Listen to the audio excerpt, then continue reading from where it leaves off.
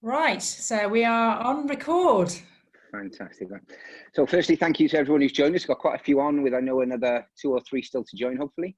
So thank you for taking the time on this lovely, it's quite nice in Cardiff, this lovely Wednesday afternoon. Delighted to be joined again by Alice Jordan. Alice Jordan from Inner Strengths. Alice is an EOS implementer, which we'll explain what that is a little bit later on. So I've got some questions that me and her have actually done before. I messed up when we did this a couple of Fridays ago. I forgot to press record.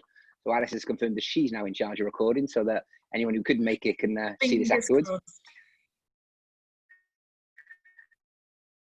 So I'm my only job is to ask chat box question or as radio in the series.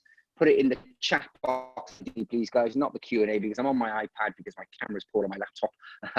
So I'm going to try and so I'm going to keep an eye on who's got any questions. But I've already had some coming in advance, which I've already given Alice a little heads up on. So Alice, let's start with you. Tell us a little bit about your journey and your experience so far. With the EOS? Don't tell me she's frozen. Yeah, I'm still here. Hello, Craig. Oh, what happened then? Was that me again? I think it might be you freezing out a little bit, yeah. How much of that? That's okay, we're here. The joy of technology. Fantastic. Right, so why don't you start by telling, I don't know how much of it I lost, but let's just say, Alice, why don't you start telling us about your journey and your experience so far? Yeah, so I'll keep it short. So in the last 10, 12 years or so, I've been working with businesses of 10 to 250 people. And I started doing that around about 2008 after a career in corporate life where I was working in people roles and, didn't really like the corporate politics and never really felt it was me. So set up as a solopreneur and started working with entrepreneurial leaders and understood, felt much more at home running alongside of them because I really enjoyed understanding why entrepreneurs set their businesses up, what their passions are, and found that I got quite good at helping them to engage the rest of their businesses with that passion and built some really, really quite good employee engagement in a number of the businesses that I was working with, which is something that is really important to me about everybody gets a gain out of working in an organisation.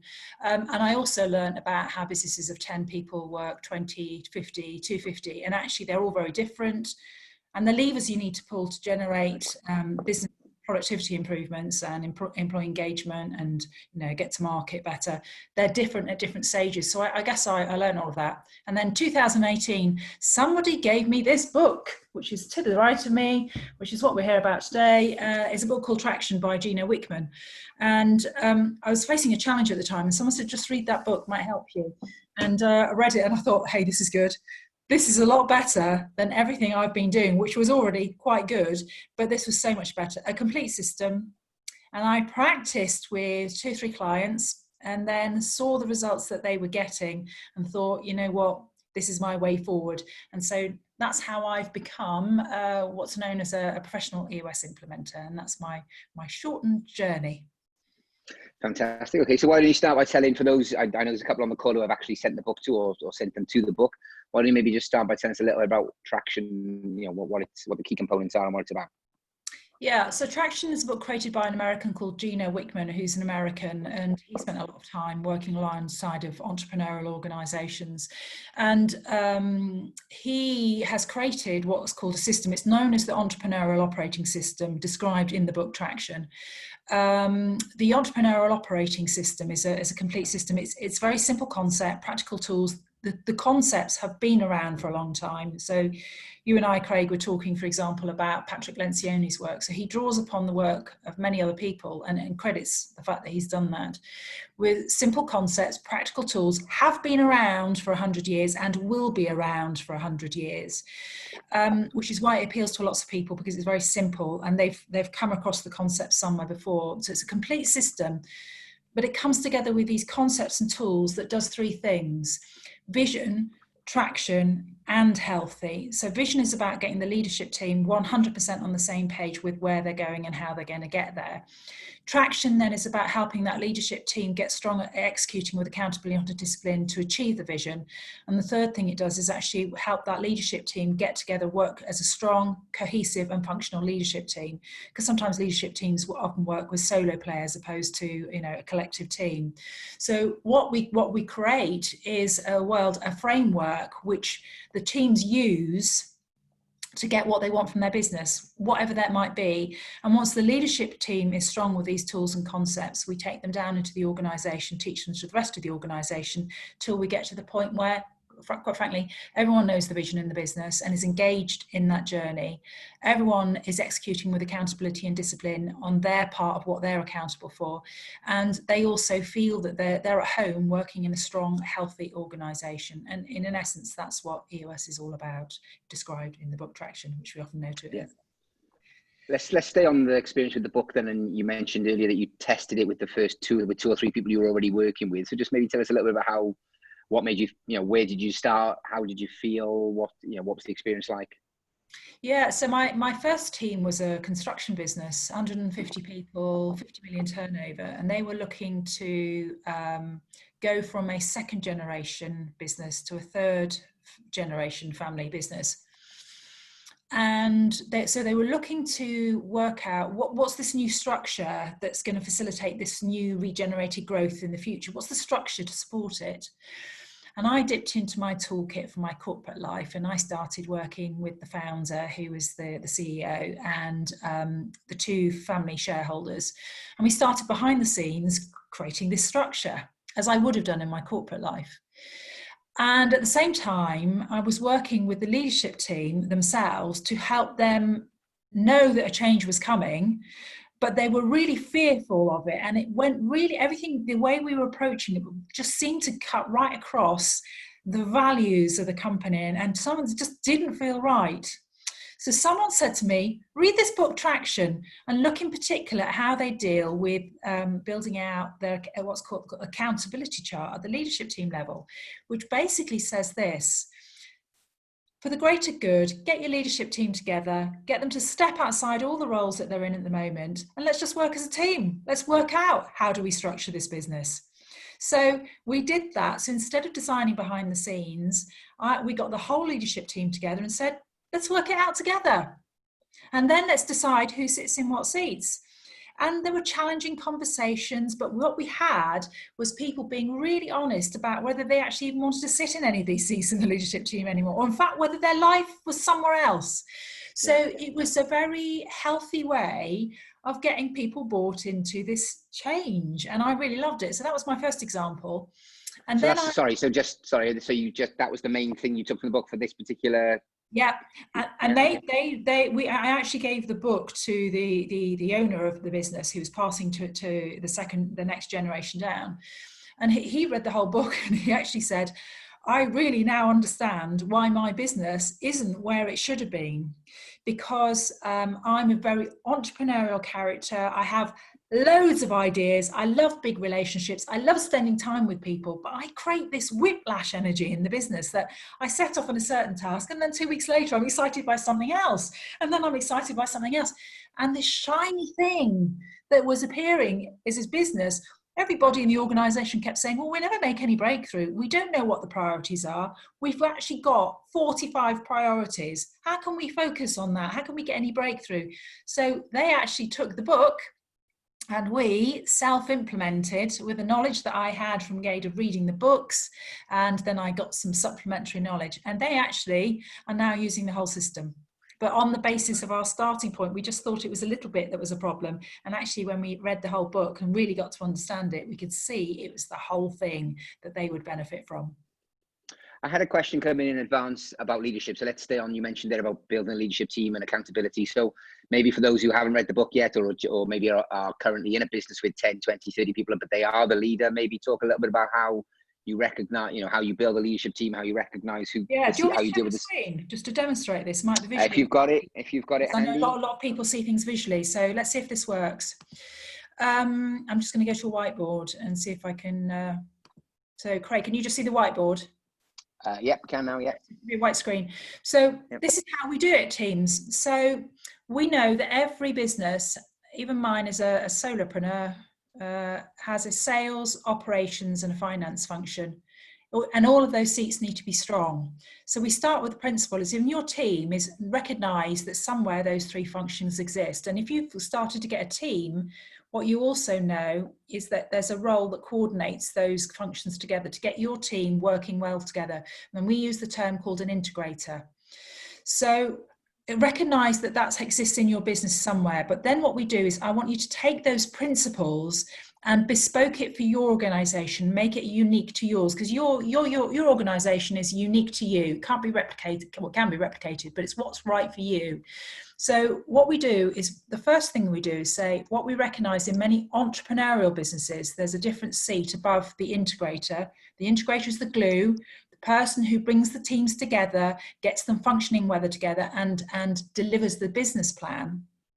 The visionary can't be any more different. So the visionary is rather like that leader that I talked about in the construction business. Lots of big ideas, many of them, well, they're just ideas, and some of them are 2 out of those 20 ideas will really take the business forward, and that's what generates the growth. They're interested in big relationships, they're interested in big problem solving, they're interested in creativity, innovation. Put them into the integrator seat and they often die because they never planned on actually running the day-to-day business. It's not what comes alive. So the first thing to do is, if you're thinking about building your business team out, is for you to recognize, if it's your business, are you a visionary or an integrator? Because if you're a visionary, you probably need the integrator, your yin and your yang, to help you actually run the business. So that's the first thing. The second thing that we do is then we get to the leadership team level and just as a team work out, do you have a marketing seat and a sales seat? Might you have several operations seats? And might you have finance, HR, and IT? You'll work it out. And then what we do is for every single seat, we create 4 to 5 roles that each seat is accountable for. So I am accountable for making sure that those things are delivered and are consistently improved upon. So that's the way we go about actually, first of all, start with the right seats. Forget the people you've got, just start with the right seats. And the second thing is, once you've decided that this is the accountability chart you need to help you grow, and it may be that we've got seats down here as well. Once you've decided on the accountability chart, I want you to take your people and decide, do they have the skill sets to sit in the seats? And the term we use is this, GWC. Do they get it? Do they indeed want it? And do they have the capacity to sit in the seat? And for anybody to sit in that seat, it needs to be a yes, yes, yes. So some of the terminologies in this early days of the construction team, we actually had an individual who the founder wanted to sit there, but actually the rest of the team were basically saying, he doesn't get it. Well, he wants it, but he doesn't have the capacity to do it either. So we don't think, for the greater good of the business, what you think is your successor, we don't think that is the case. And they were very openly able to say that and work out who actually could sit in the seat. So number one, create the accountability chart, forget the people, build out the 4 to 5 roles that every seat is accountable for, and then an individual to sit in a seat. And one of the key things, there can only be one person in a seat. Favorite phrase from Highlander, there can be only one, because when you've got multiple people sat, let's say you've got multiple, I often see joint MD, it's the kiss of death, because when everybody's accountable, nobody's accountable. So there can only be one person in a seat. Put the people in the seat based on, do they get it, want it, have the capacity? And then we've got another exercise that we use. What we also want is people actually living your values. So we want them to have the skill set to sit in the seat, but they also live in your values. So that's the technique we use to help get people put into the seat. So okay. My financial advisor friends on the call, would be interesting to know whether you think you're the V or the I. But I suppose for those on the, I know some of the people on the call are small businesses, somewhere between 10 to 15 team members. Yeah. I suppose you might have 7 seats like that potentially, but it might be only 2 or 3 people in all of those Correct. So in smaller businesses, we'll often have 50% of the teams I work with will have a visionary and an integrator. 50% will have a visionary integrator combined. The smaller the business, the more likely that this scenario actually exists. And what happens in a smaller business is that we might have V and I, or it might be V and I, you know, as one seat. And then we have sales, operations and functions. So one of my early days teams was a wealth management team. And what we actually had was that the founder sat in this box, this box, this box, and this box, and they had a finance person. So they sat in several seats. As the business grew, what we do through EOS is help you to find out what do you love to do and you're great at. And if you're familiar with strategic coach, it's your unique ability. And then what we do is on the journey of time is start to unlock according to, you know, how well quickly you can invest, who you've got available, we start to pull seats off to start to fill some of these seats and surround the founder usually by people who want to be in those seats as opposed to you having to be. But in the early days, for sure, you're likely to be sat in several seats. Yeah. And obviously this is all assuming that you've got the capacity, you've got the turnover profit to be able to pay people salaries to sit in those seats. And so the smaller the organization, you know, a small organization with 10 people, for example, tends to have a structure more like this. And so these people are, you know, I don't know what terms, I sometimes call them doers, you might be call them individual contributors. I can't remember what's the American term I heard. Producers, that's it, producers. And that's the typical structure of 1 to 10. But once you get beyond 10, what starts to happen is you might find, especially in the operations, you might have one person who comes in here to manage the operations piece. That's the typical journey. And then you might find this occurring. And what's starting to happen is we start to emerge to have a management team emerging. And then as the organization gets bigger, we get another layer in here, which is the leadership team. So it's a function of how many people you actually have in your business. You're right there, Craig. Yeah. Okay. Yeah, because we jumped around, I lost my thought. It was like that was a question that came in externally. So maybe tell us a little bit more about you were starting to say about the second business before I introduced. Tell us about the second experience then. Yeah, so the second experience I had, a wealth management business, and I was actually working in there as a part-time HRD, so 18 people when I started, and the challenge was we've got our vivid vision, which was a Cameron Hamel term. This is what we want to achieve, but actually we're not sure we've got the right people to get there. So that was almost the brief. And so I spent some time working with the business. We use Gallup Q12 engagement survey. I'm a really good, really strong advocate of that. If you want to know more about it, let me know. To actually understand how employees felt working in the business, but also to give some understanding about what was working inside the business and what wasn't. And I worked in that business for 15 months or so, 1 day a week or 2 days a week from time, almost in a way as the mini integrator that we just showed you there. So that's one of your options about when you're looking to grow. Do remember, you don't have to have a full-time person. You can have somebody 1 or 2 days a week. So interim or permanent, but it's called, you know, fractional part-time. And yeah, so having read this book for this first company, I thought this is actually also relevant for this business. And I took it in, and actually the founder there, his wife had actually, in her business, had self-implemented traction. So he was aware of it. And I said, well, I think we ought to read it and do it. And he said, yeah, I really like it. And so we did, and we carried on the journey. What's interesting with that company is that we ran Gallup Q12 alongside of it to see, you know, how did the employees, not only how did the business see that it was strengthening, but how did the employees feel? So at the start of the journey of working with them, I started, before we started the journey, they were, compared to all the other companies out there that have done Gallup, and there are hundreds of thousands, believe me, they were 45 percentile. So 50% of organizations would be better, 50% would be worse. We then started using EOS, and we opened Pandora's box, and our engagement level went down to 12%. So basically meaning we weren't doing very well. And I remember saying to the leader, it's okay. I am absolutely sure we are uncovering all the right things. We're doing all the right things in the right order. Traction would support us with all of that in terms of the methodology. And I just carry on.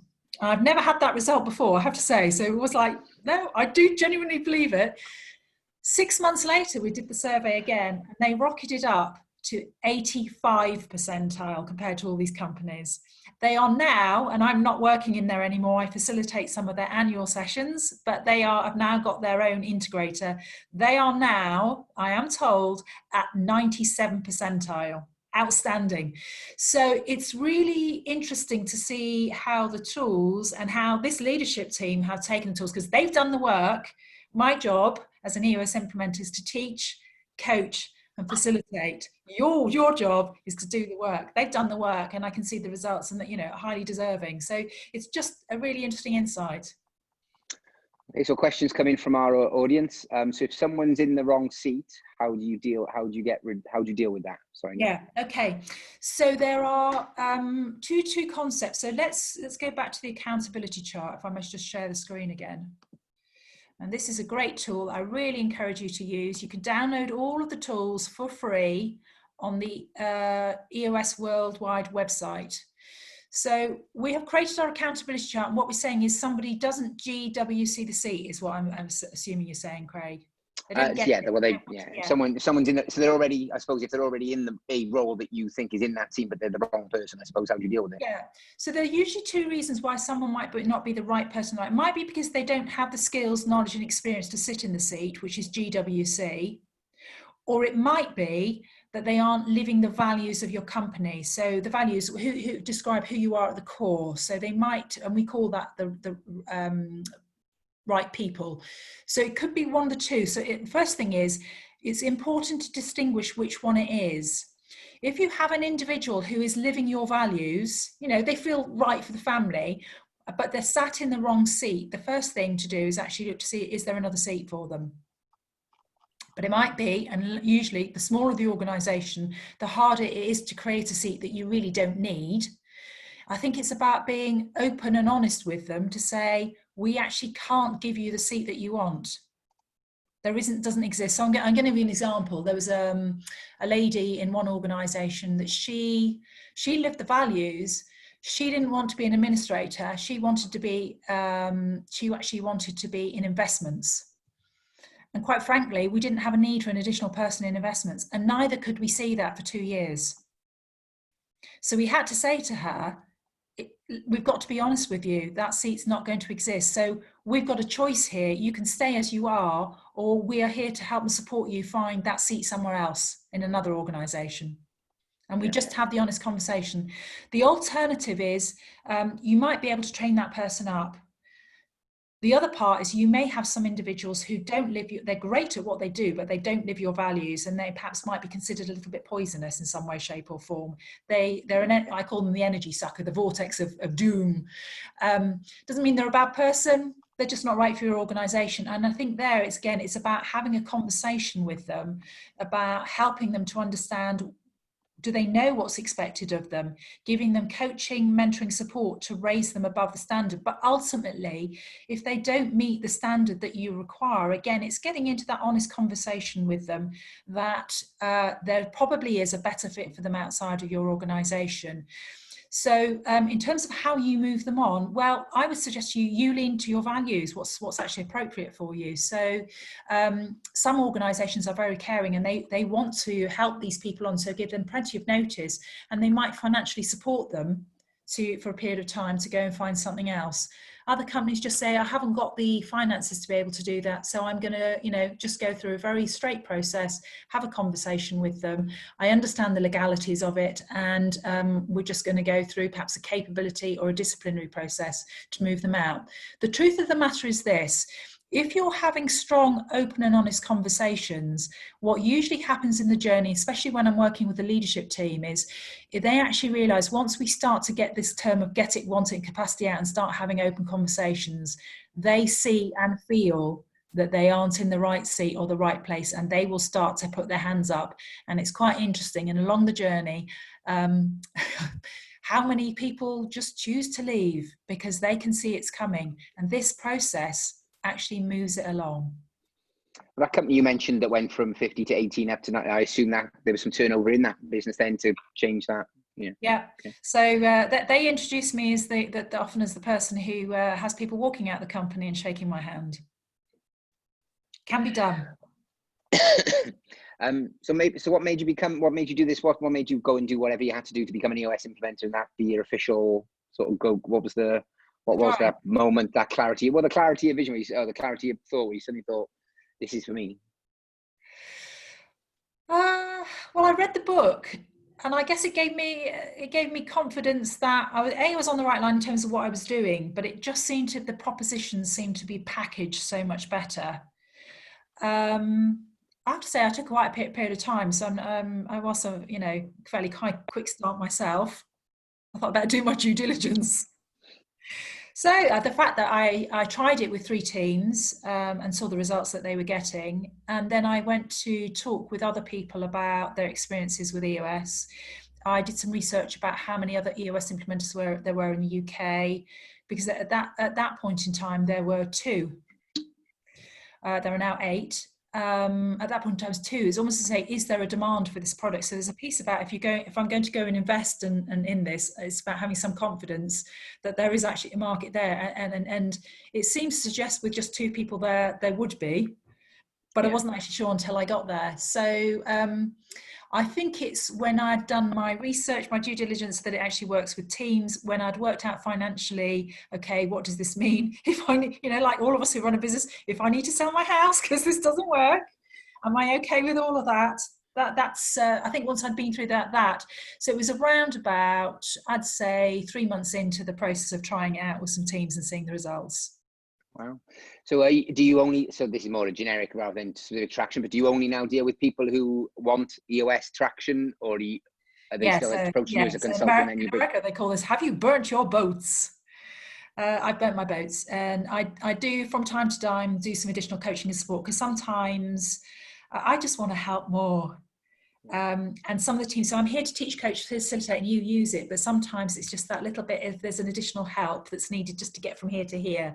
I shouldn't really say that EOS Worldwide, to say, you shouldn't really do that. Yeah. I do, because it's in me. I want to help more, and sometimes let me just show you a little bit and then you'll get it. Yeah. Do they usually read the book first, or if they've approached you because they want help because they've heard of you from somewhere else, you make them read the book first, or? In my early days, it was all EOS. They'd read the book and they were interested. As people start to get to know you as an individual, they start to say, we had that symptom, Alice can help you by using EOS. It's starting to turn a little bit now. Yeah. So questions come in. If you want to self-implement, where should you start? Okay, so you've got 3 options to implement EOS. So number 1 is get the book. Use the tools, and I guess that's where you started, Craig. Yes, absolutely. That's where you started. 4 or 5 years ago. Yeah. So you can do it, and that's one of the first options. Just read the book and have a go. They're so practical. You can do it. So Traction will have all the tools in. If you go to EOS Worldwide, there's a section which says tools. Put your email address in, and you can get the tools downloaded. So you've got the templates. Don't know if you did that, Craig. Yeah, I did. Yeah. Yeah, the other thing that I'd actually recommend, depending on what you like, is actually I read Get a Grip, and Get a Grip is the fable of how a guy called Alan works with the team to bring EOS to life. So I actually used this one more when I was go, Alan does this, so I've got to follow what Alan does. So it actually takes you through the order in a slightly more different. So that's the second book I'd recommend. So that's option number 1. Option number 2 is you can go to join what EOS Worldwide call Basecamp. And Basecamp is where you can get a plethora of online material. It's $495 a month. You can go there and download videos, you can download the guides, and it'll give you everything that you need to use to be able to implement EOS. But it does require you learn it. Yeah. It's a little bit more. The third thing that you can do is you can come to somebody like myself, and you could say, we would like help, and you lean on us for us to guide you through it, to teach, coach, and facilitate it. So that's your third option in terms of implementing. And I'd say this, imagine you were learning to play golf. So option 1 is you got your golf, I've got to get this right, putt. Yeah. Or club. All right, okay, yeah. And you just go out and practice. That's going to be the equivalent to reading the book. The second thing is that you actually enhance that with some video clips on how to get your swing right. and how to read the course and what's happening in the weather. That's your second option. And your third option would be that you're actually going to get yourself a coach. So that's the EOS Implementer equivalent. And I think for you, in terms of deciding what you've got, is you've got to think about how much time you've got on your hand. Have you got the time to learn this? Do you want to learn it? Or would you prefer somebody else to help you do it? And over what time frame do you want to get there?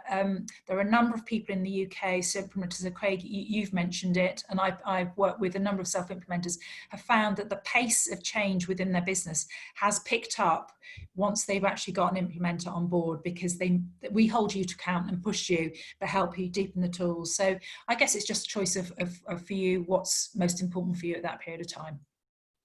I think maybe the question is similar to the one we had last time we did this. I suppose the question is, which bit, you mentioned GWC and the management team, is that where you would start if you were self-implementing generally, if you were a smaller business, or would you recommend, would you suggest they start with a BTO, or? Yeah, well, we always start with the accountability chart. Is actually let's get you strong. So what happens? So there are 6 components in EOS, and our aim is to get you strong with all 6.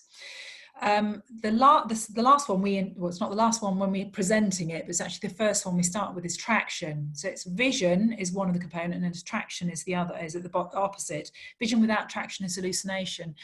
Now, I'm pretty sure that when you started, Craig, you started with the vision component, would be my guess. Yep. So the vision, and entrepreneurial leaders, they love the vision bit.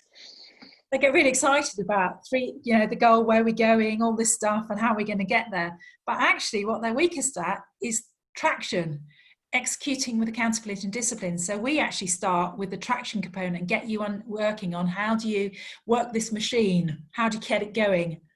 And then once we started to get it going, we look towards, right, now let's get the vision. So you can start wherever you want, but be aware of the trap that if you go for your vision first, vision without traction is hallucination. You do need to do both. I would start with traction as opposed to vision. Yeah. Yeah, and in a lot of cases you've already got the vision. I think what happened for me was the book then just helped me clarify that a bit more. And that's, you're right, that's where I did start. So another question's come in. I've read about these level 10s. Can you give us your thoughts on how a level 10 works? Yeah. So should I do a share? We can visualize it then, can't we? Yeah.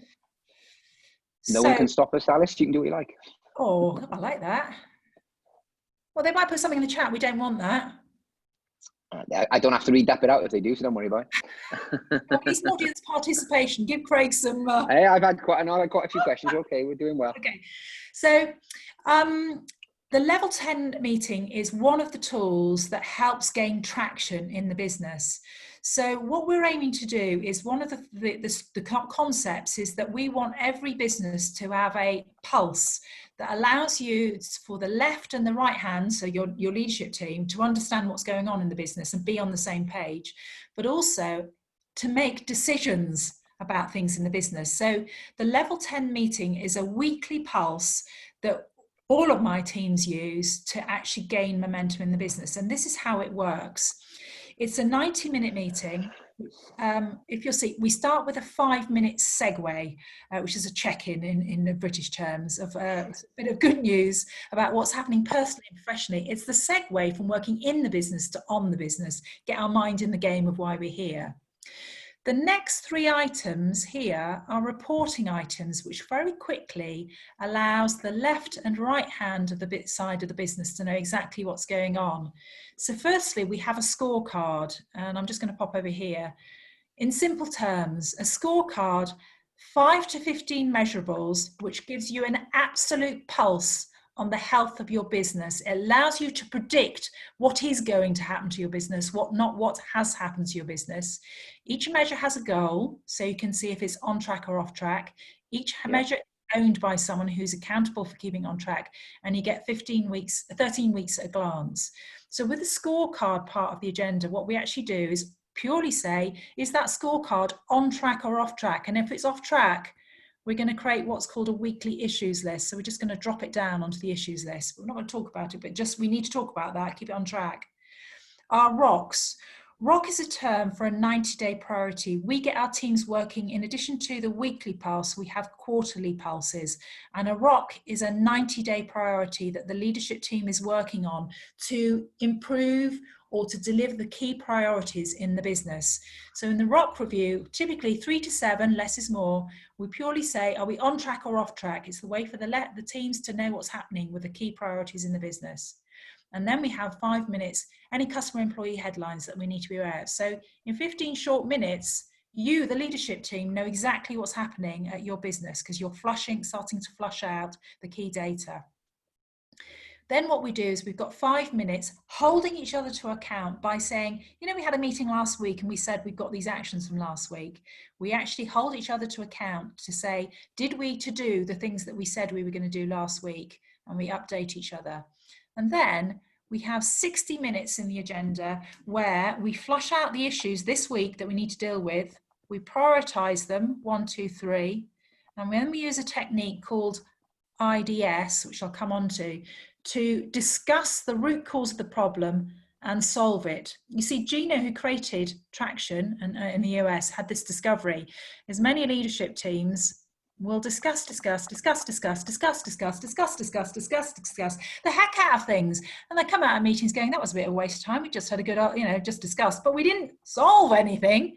So he teaches the technique that over time, we don't want to do that. We actually want to identify the root cause of the problem, which is the I. We want to discuss the root cause solutions to the root cause of the problem, and then we want to solve it and we come away with an action so that we are actually getting momentum. So the issues part of the level 10 meeting is actually about talking through key priorities each week. Once we've done number 1, we move on to number 2. Once we've done number 3, and we keep going until the 60 minutes is up. And then at the end of the meeting, we're going to do a quick conclude, recap who's accountable for what to-dos. Are there any cascading messages up and down the organisation? And the aim with EOS is this level 10 meeting exists at the leadership team level, but it exists all the way through the organisation so that everybody is involved in understanding in their department what are the most important things, what are the issues, and what are we doing about it. So we've got some cascading messages that will flow from team to team. And then the last thing we do is ask you to rate it on a scale of 1 to 10. Because if we go back to the story about every team discuss, because that's a waste of time and meetings are a waste of time, we don't want that for you. We want you to think this is a super productive use of our time. We got stuff done. We made some decisions. And believe me, when this meeting works well, decisions are made really quickly and move, and therefore we get traction taking place. We want you to rate on a scale of 1 to 10, which is why it's called a level 10 meeting, because we want it to be a 10, a super good use of your time. And if it's a not, you coach and correct each other to say, what do you need to do better to get to a level 10 meeting? So that's the level 10.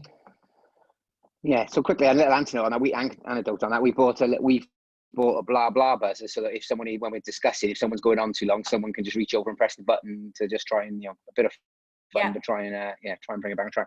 I'm just thinking back, actually, Alice, I remember now when I first read the book, the big thing I took from the book the very first time I was on holiday at the time was we were having shareholder meetings, but none of us, apart from me, none of us were the actual doers. So like you just said, we discussed. The first thing I did when I came back was build the leadership team, put the shareholders out of it and create the leadership team, of which they didn't fit into those seats. And then the real value we saw for anyone listening who's looking to self-implement or who's already on the journey, that this was the biggest benefit to us, is just having that structured, sit down. Those first 3, we weren't doing them quite right, as I now know potentially how to do them, but we loosely followed the book. And then IDS was the massive one. The amount of stuff, when I put the right people in the right seats, the doers or the people who could get the job done, the IDS was the big difference we saw in that first year and a half. That was the big thing, the amount of stuff that was getting ticked off. Yeah, Craig, and your experience of using the Vision Traction Organizer and the level 10 meeting, and when people are self-implementing, those are usually the ones that they get and go with first. Okay, so questions come in. So I've set goals. I'm not using Traction fully yet, but how are you finding people are changing their goals now that the world's been turned upside down? Oh, great question. So for those of you not familiar with EOS, we on the Vision, we get teams to look, possibly 5, 10, 30 years out, and then we create what's called a 3-year picture and a 1-year plan, and then we break the 1-year plan down into 90-day priorities, ROCs. What's happened is that with businesses who have been really shaken, those timeframes have come much shorter. Now, there are some businesses who, they're still carrying on as normal. So the cadence, this meeting pulse of EOS of getting together for every 90 days to predict 90 days out what we can do, they are still able to do that. The majority of teams, if you think about when we went to lockdown, we are looking on a daily basis. So what we actually were doing is saying, look, let's keep in mind, this is still where we're going, the 3-year picture, but let's right now focus in your 90 days, it's probably going to be 30 days, your weekly meeting, you may even be doing bi-weekly. So we pull those priorities much closer together and tighter, because with those pulses, the world around us was moving so quickly, the speed of issues, we needed to be able to respond to them more quickly. So teams tightened those timeframes right in. And I imagine over time they will start to come back. But, this piece about unlocking, getting back to work, and the speed now with which, again, we're starting to see little changes happening, that we've got to keep on top of that cadence. So we need to pull that communication to know the left hand and the right hand is going, it needs to be tighter again at the moment. Okay, I had another question in advance that I think I'll ask now. 1 sec, it's just disappeared off my screen because it was on thing. How are people? So I suppose the follow up to that one. How are people using traction in these changing times? Yeah, so well, I'll give you the honest answer. Some people just stopped altogether because they weren't. It's interesting. We perhaps won't turn it back on you, Craig. But so my experience has been, I've got a number of teams who are still learning the tools. So it's not embedded culturally into the organisation. So they see it as something they're learning. So because they were learning, it felt like there was something else they had to take on board that they really could do without right now, quite frankly. So they paused, but they're all coming back now. They're all, I'm waiting for 1 or 2. They're all coming back now. And so that's been interesting. There are others who have got the system well embedded and have habitualised it. They've just been using the system and they've been saying, thank God we've had it, because it's given us a framework around which we deal with these issues. We know how to deal with it. If we hadn't had this, if we'd been 2 years ago or 5 years ago, we'd have been up the creek without, what's the phrase, up the creek without a paddle. That's right, yeah, up the creek without the paddle, yeah. Wrong. Yeah. So they're saying, thank goodness, that's been their experience.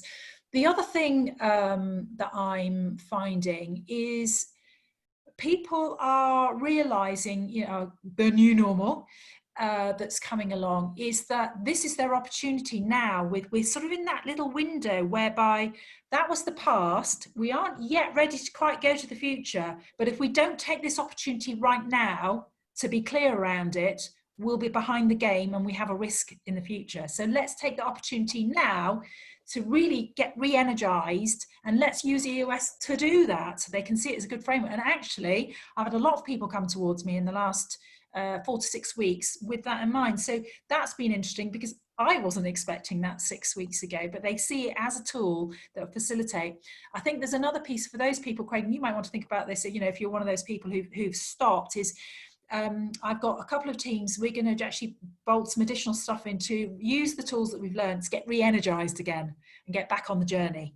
So, that, I guess those are the 4 or 5 examples about how teams are using EOS right now to help them. Fantastic. Right, well, we've promised about 45 minutes. We're just coming to the end of our time. So I've got a few questions I'll use because we're going to release this on our podcast. I'm going to ask you a couple of our usual closing questions.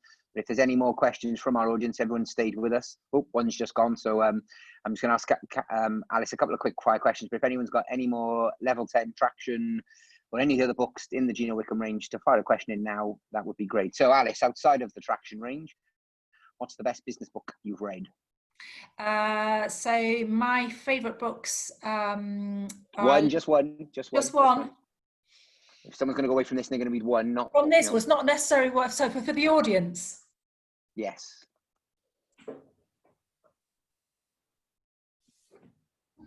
I'm a big advocate of employee engagement. So I want you to know, how do you engage people in your organization? So to know, what do employees want? So if it's a little bit old, but Drive, the surprising truth about what motivates employees. That would be my takeaway. I use that over and over again to connect businesses with what employees want from working in a business. Your business hero? You, Craig, of course. Okay. Outside of me. Oh, my business hero. Oh, that's a hard one. I'm gonna say I have to say Mr. Wickman himself for creating the Yeah. system. Wow. So 25 or whatever many years it was in business, and the guy you've learned from the most in the last 2 years. Then is that what you're saying? Yeah, listening to how the stories are passed on through the generations of the EOS implementers and learning from them, huge amount of growth. Favorite podcasts for those who listen to this on podcast? My favourite podcasts at the moment are actually Patrick Lencioni from the Table Group. They are actually aimed at consultants and people who support businesses or clients, just vulnerability around the client relationship and what we can do to help. Excellent. Fantastic. And what these more personal now? What box set are you watching right now? Oh, box set. Was not, but I don't know. Is it a box set? Not Normal People. It's a nice one. Yeah. Fantastic. Right. And there's no more. I think we've had enough. We've had a good few questions as we went through. There's no more. I'll just set one last check in the chat box. No more questions. So, Alice, thank you for your time. Thank you to the many people who've joined us today. And for those who want a recording, it will be released on our podcast, but I will also, as we have been with the Cameron Herald and the other ones, I'll be sharing it. We'll be sharing it on the social channels. But thank you for joining us. And I look forward to seeing you all again. Yeah. Good to see you. Thank you. Hang on 2 seconds, Alice. Let's, Fab, do you want to stop recording? See if everyone's gone.